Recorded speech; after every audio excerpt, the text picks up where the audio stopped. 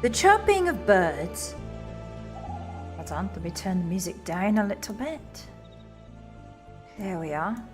The chirping of birds and the lush rush of wind in the trees alerts you to the concept that you may or may have wandered off the beaten path. This is nothing new for you.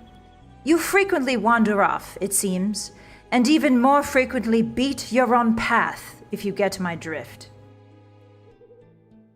But enough about your quirky daily habits. Let's focus on what really matters, the present. Currently, in the present, you are talking to yourself.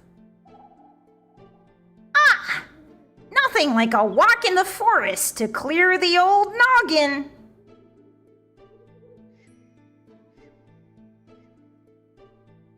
There are many things a protagonist does that mystify me, but talking to oneself is by far the most endearing. Do you feel alone, little protagonist? Or are you perhaps so enamored by the sound of your own voice you must hear it constantly? Either way, you are certainly a creature of whimsy. You yawn and stretch your arms above your head. It's almost time for the party! I probably shouldn't show up empty-handed.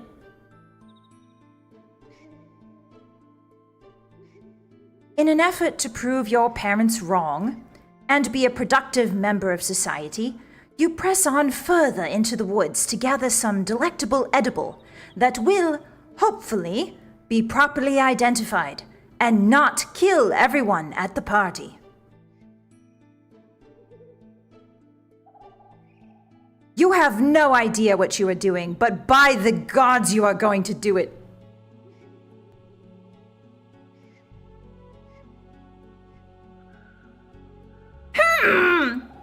What should I pick? A. Pick a red mushroom. B. Pick a purple berry. C. Pick some dung off the floor.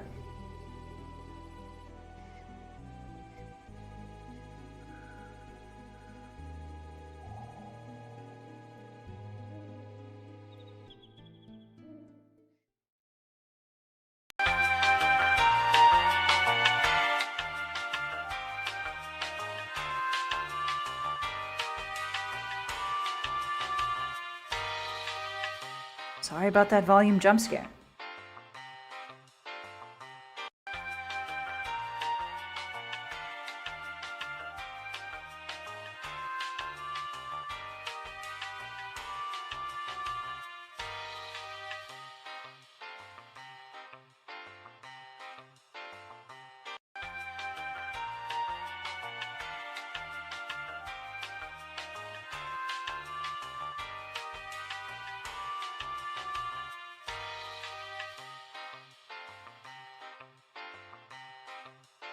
You're doing great, by the way. Keep voting. Yes, that's right. Keep voting. Your choice matters. Yes, I, the narrator, will always make sure that your choice is counted. This is a democracy. Yes. Democracy. Your choice matters. Indeed. I am the narrator and I have godlike powers over every timeline. And your choice is truly important.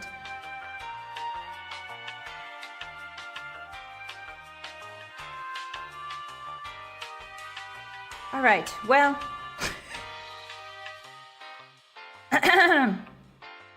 It seems you've chosen the purple berry. Unfortunately for you, I didn't script a purple berry situation. Or I did, but it's not the funny one. As your narrator, I am making the command decision that you pick some dung off the floor. Yeah, that's right. The narrator was playing tricks on you, and you fell for it.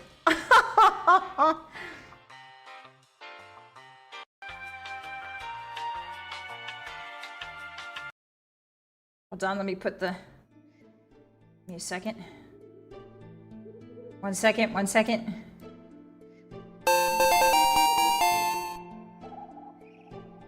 Lovely. You have chosen to forsake nature's bounty for the smelly result of nature's bounty.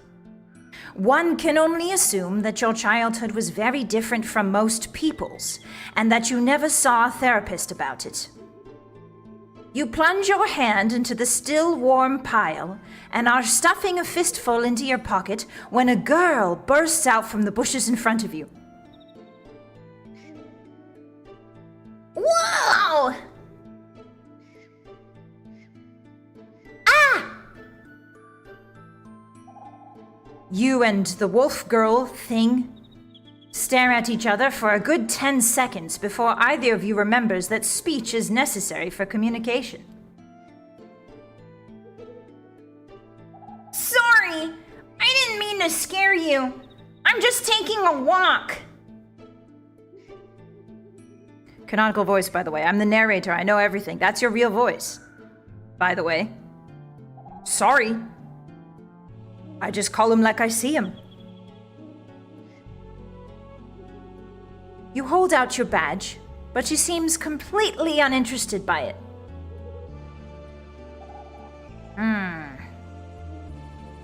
The wolf girl licks you up and down and wrinkles her nose. You are suddenly acutely aware of the fact you haven't washed behind your ears in 7 months.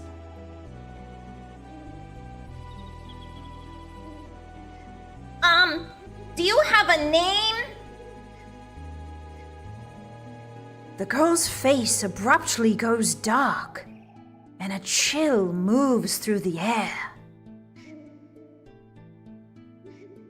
My name is Gimme All Your Valuables Before I Cave Your Skull In.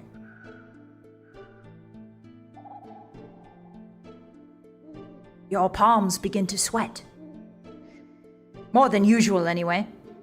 Your mind swirls with faint town gossip of a dangerous bandit girl living in the woods. Darn. You should listen to chatty postmenopausal villagers more often.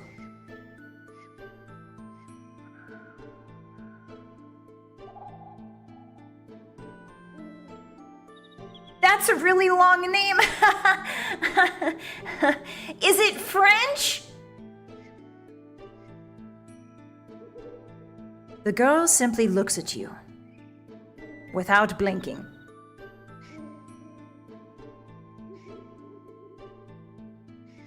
I don't have any valuables. I just got out of college.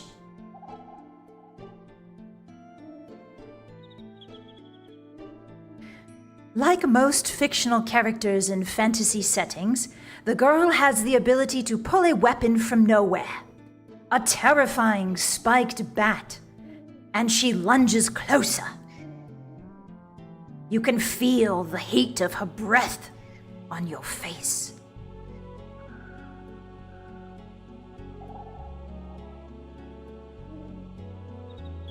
Give valuables or die.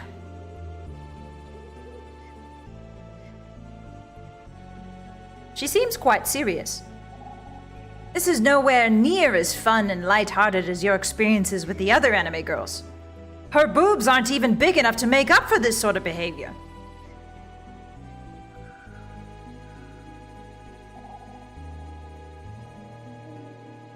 Narrator's note. The protagonist is still working on the default personality trait of thinking normal thoughts. It's really very difficult for them. Please be understanding.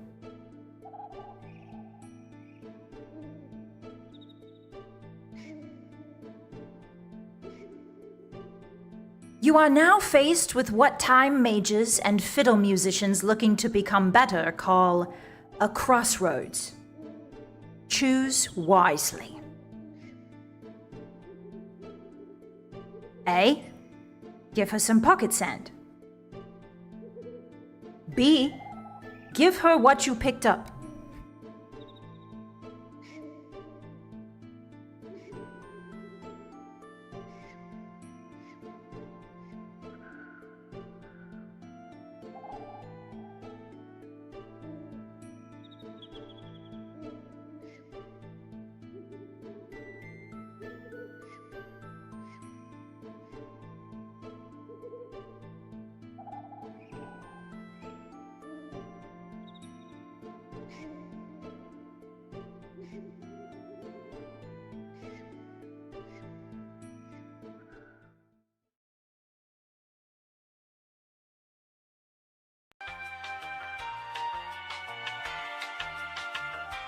Now choose carefully. Yes, your choice matters. That's what they say in video game development. Your choice matters to us. Just consider me like a AAA video game studio. We listen to your... We program it so that all the choices you make in-game have real impactful meaning on the storyline. Yes. Yes. Look at all these choices. It's like I'm in America. Yes. Freedom to choose. Democracy.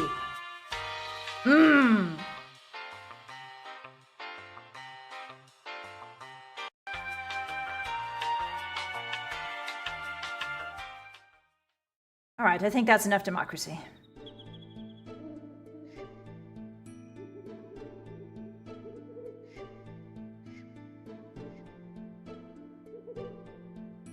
Oh, this is the wrong one. All right, so let's try this one again. Sorry, that was... I guess there are some alternate timelines. We call, in the Elder Scrolls universe, we call these dragon breaks. Anyway. You reach into your pocket and unfurl your... Oh, no, that's the sand. That's the pocket sand. Oops, I went the wrong way. Okay, sorry, let's start over. Listen, sometimes even omnipresent narrators make mistakes. What do you want from me? I get paid $7 an hour like the rest of you. The girl looks down at the smeared handful of literal shit you have given her and lets out a sigh so deep you are certain the dwarves will start digging in it. Cool, time to die. All right, give me a second. She's going to kill you very good in one moment. Oops. She's going to kill you very good. Give me a second. She's going... You don't understand. She's going to kill you so good. Okay. One moment. She's preparing to kill... Here we go. All right, it's killing time. Yes. With surprising self-preservation instincts, you turn and bolt. But the girl chases you. Bobbing and weaving through the trees, you barely manage to stay ahead of her. You can hear her boots kicking up the earth behind you. This chase goes on for some minutes, or maybe hours. Your body is in so much pain and exhaustion you can't tell time anymore. You have to keep running. Her teeth were so sharp. Her eyes so blue. Wait, what are you thinking? This isn't a romance visual novel.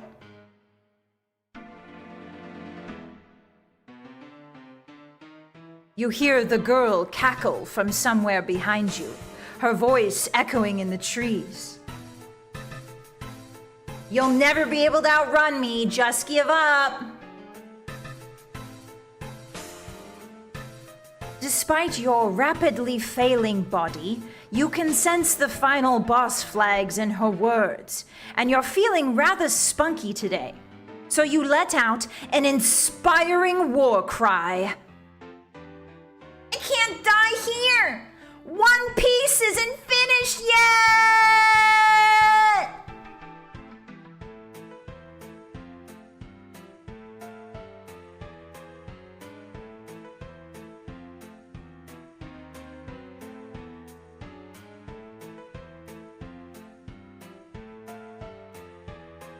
The entire forest goes silent. A cricket chirps rhythmically as an accompaniment to your display of bravery.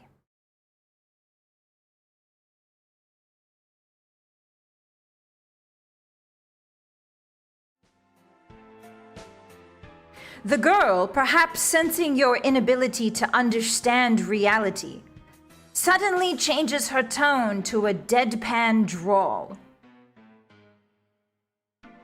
Hey, that wasn't a threat. That was a fact. You keep touching the trees with your shit-covered hand, doofus. I'm part wolf. I can smell where you're going.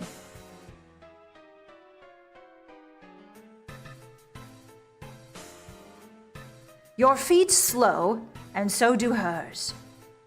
You turn to face her with a healthy dose of resignation and a hand encrusted with rapidly drying feces. Perhaps it's better to die here than to live with the troubling fact you picked up fresh shit and put it in your pocket. Hold on, the music's going crazy again. Give me a second. Hold on, the music, something's happening. I, the narrator,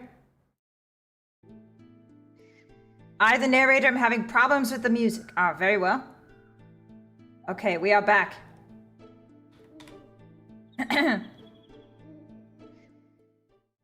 We're back. You're immersed. You're so immersed.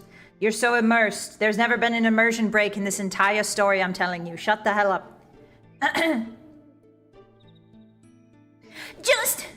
Just make it quick and painless. I hate experiencing physical discomfort. Suddenly, a growling noise rips through the forest, locally emanating from the girl's stomach.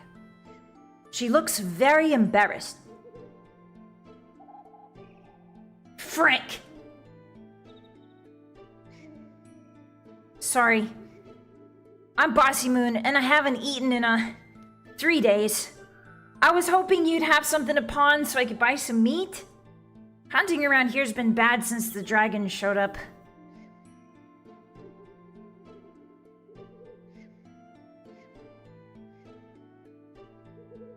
You feel pity bloom in your chest, or rapid onset heart failure. The symptoms are very similar.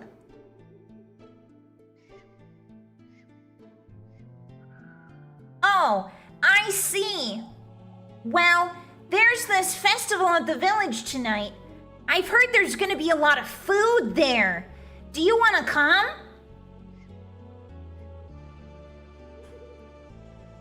The girl looks up at you hopefully, but in almost the same instant, you see the glimmer disappear from her eyes.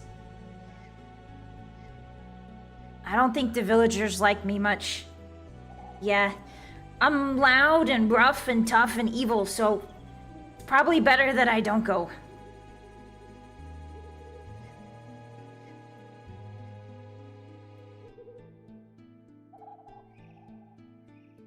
You might not know much in that tiny brain of yours, but you do know what it feels like to be an outcast. You reach your hand out and give her a warm smile. It's okay. Just stick with me. I'll vouch for you. The wolf girl smiles back at you. Okay.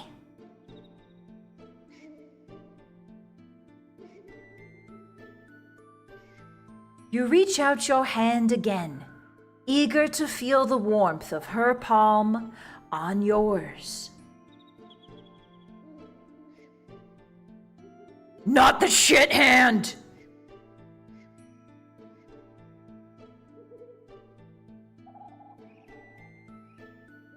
Oh, right, sorry!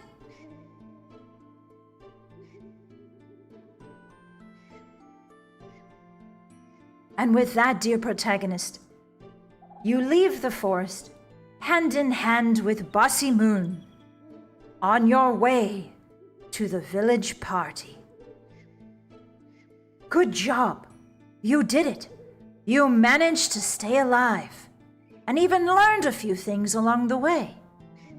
Personally, as your omniscient narrator, I'm quite proud of you.